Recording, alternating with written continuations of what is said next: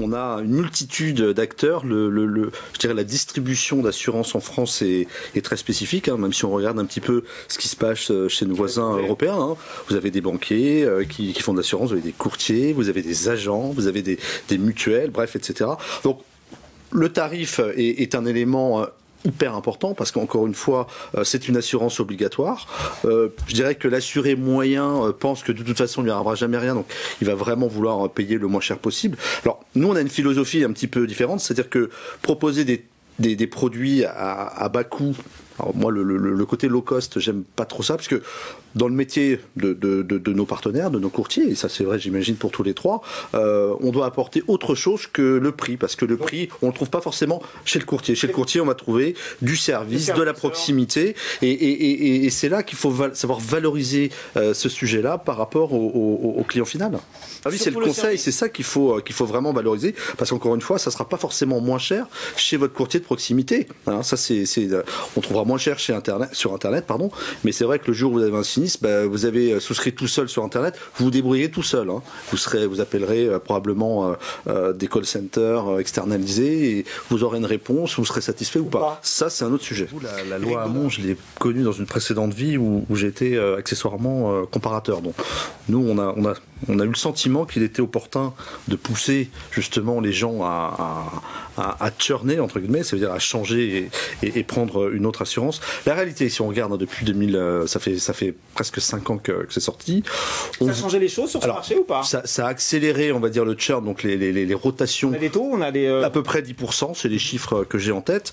Après, ce qu'on voit, nous, en tant qu'assureur ou courtier grossiste, c'est que la persistance, en tout cas, ce qu'on appelle la duration des polices, elle s'est contractée. Hein, on a perdu quasiment 8 mois sur une durée de vie moyenne. Donc, ça veut dire, pour un courtier de proximité, c'est une perte de revenus, c'est des efforts supplémentaires pour retenir, pour convaincre.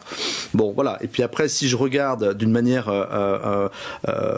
assez pragmatique, quand vous avez des gens qui dépensent de l'AdWords ou des choses comme ça pour acquérir des clients, donc là, il y a pareil, comme il y a un phénomène de concentration, il y a une hausse aussi des coûts d'acquisition. Donc, au final, parce que je veux dire, ce que je pense, c'est que c'est le client qui va le payer tout ça, parce que alors c'est bien, c'est vrai que ça peut être entre guillemets une bonne idée de dire on va donner du pouvoir au client de pouvoir changer tous les ans, mais l'expérience quelque part dans oui, mais c'est clair, c'est-à-dire que vous allez changer, vous allez faire une bonne affaire entre je prends l'exemple, vous êtes chez le même courtier ou chez le même assureur depuis 10 ans, vous changez, dire je vais avoir moins 10, moins 15%, je vais faire une économie significative, mais vous n'allez pas faire ça tous les ans. À un moment, vous allez arriver à un plafond de verre et le prix sera le prix.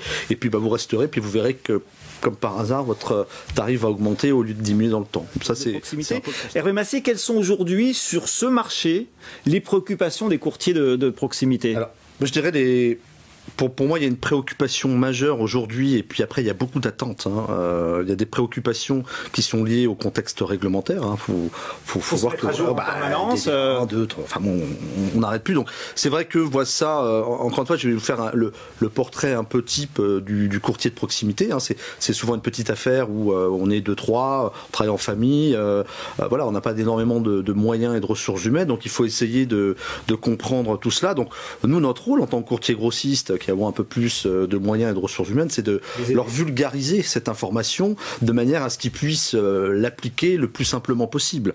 Après, maintenant, plutôt en termes d'attente, moi je mouille encore le maillot pour aller voir régulièrement des courtiers, de quoi avez-vous besoin, etc. Et c'est vrai que beaucoup, en tant que grossiste, on travaille avec une plateforme, avec ce qu'on appelle un extranet, attendent énormément et ce qui revient quand même, parce que le sens de l'histoire, c'est que beaucoup avaient des codes auprès des compagnies il y a quelques années, puis les compagnies se sont désengagées. Alors ça a permis aux grossistes de prendre une belle place dans la chaîne de valeur. Mais aujourd'hui, le courtier, on sent qu'il veut aussi reprendre sa part dans la chaîne de valeur. Et donc, qu'est-ce qu'il demande? Il dit, laissez-moi la main et ne me considérez plus comme un simple distributeur. Donc, je veux pouvoir intervenir sur le sinistre, je veux pouvoir missionner un expert, je veux pouvoir suivre le règlement du sinistre, etc., etc. Donc, il veut quelque part un peu reprendre la main, si je puis dire, sur autre chose que la distribution, sur la vision globale de son client. Que nous, on est déjà sur un marché où on est extrêmement lié au marché de l'occasion du véhicule. Hein. C'est quand même là qu'on fait des affaires. Donc, garagistes fermés, particuliers ne pouvant pas se rencontrer pour acquérir des voitures. Donc, ça a été très compliqué. Je parle vraiment là des réseaux de courtiers de proximité. Beaucoup ont travaillé à rideau fermé, comme on dit, mais ils étaient quand même présents. On n'avait pas les équipements pour recevoir du public. Donc, il a bien fallu qu'ils se réorganisent. Et on en a eu beaucoup, nous, au téléphone, parce qu'on a mobilisé les équipes. On leur a dit, essayez d'équiper votre portefeuille avec d'autres produits, appelez vos clients. Donc, ils ont essayé de se transformer en pseudo-VADistes. Donc, ça, on l'a vu, c'est quand même une tendance. Et c'est vrai que les gens qui faisaient que du face-à-face, là, ils se sont un peu réaménagés. Maintenant, clairement, il y en a qui ont tiré leur épingle du jeu. Hein, ceux qui étaient extrêmement avancés avec des sites internet, parce que beaucoup, même s'ils viennent chercher des produits chez les uns, chez les autres, ils ont inventé des modèles de captation, de l'AdWords, de la téléphonie, enfin bref, tous les supports de vente à distance. Eux, ils ont extrêmement bien tiré leur épingle du jeu, et c'est d'ailleurs un peu eux qui ont permis de limiter la casse, notamment sur l'automobile. Le courtier un peu old school à l'ancienne, qui travaillait encore avec des dossiers suspendus, bon, là, je pense qu'il a pris un peu la mesure des choses et s'est mis un peu au goût du jour. Hein. Juste les buzz marketing, hein, où il y a pas mal de soi-disant pseudo-licornes qui se sont lancés. On va réinventer. Moi, j'aime bien l'eau chaude. On va réinventer l'eau tiède. Ouais. Donc moi, je vois que ça fait quand même pchit assez rapidement. Maintenant, voilà, il faut pas être non plus complètement aveugle. On voit que les nouvelles technologies ont du bon. Là, je rejoins ce que dit Eric. C'est vrai que demain, aujourd'hui, vous achetez un véhicule. Moi, j'ai acheté un véhicule neuf il y a pas très longtemps. Je vois les éléments technologiques qu'il y a à l'intérieur. Enfin, ça évite probablement souvent des sinistres. Donc, ça va permettre d'améliorer probablement la sinistralité. Ça, c'est un point important. Il y aura moins de corporel, moins de grave. Tout ça, mais ça reste que 20% du marché. Attention, les véhicules neufs. Voilà. Le gros du marché, c'est quand même le véhicule d'occasion. Hein. Donc ça, faut faire très attention. Et moi, tous ces effets d'annonce, je déclenche mon smartphone que quand je roule. Enfin, ça va à l'encontre de la mutualisation. Et ça, c'est pas ma philosophie et ni notre état d'esprit. Il faut mutualiser les risques parce que sur ces marchés-là, on va aller dans le mur. Et je vois pas même les générations futures. Vous savez, moi, j'ai deux filles. Quand je leur dis j'aimerais être géolocalisé, pour ça, bah non, t'es gentil, mais voilà, on veut de la liberté. On veut pas être fliqué. Le monde de l'assurance va encore se concentrer, hein, notamment parce qu'il y a encore trop de monde. Hein. Les banquiers, on voit que c'est un peu compliqué. Assurance mutuelle. Donc moi, je pense qu'il va y avoir très prochainement des contractions au niveau des assureurs.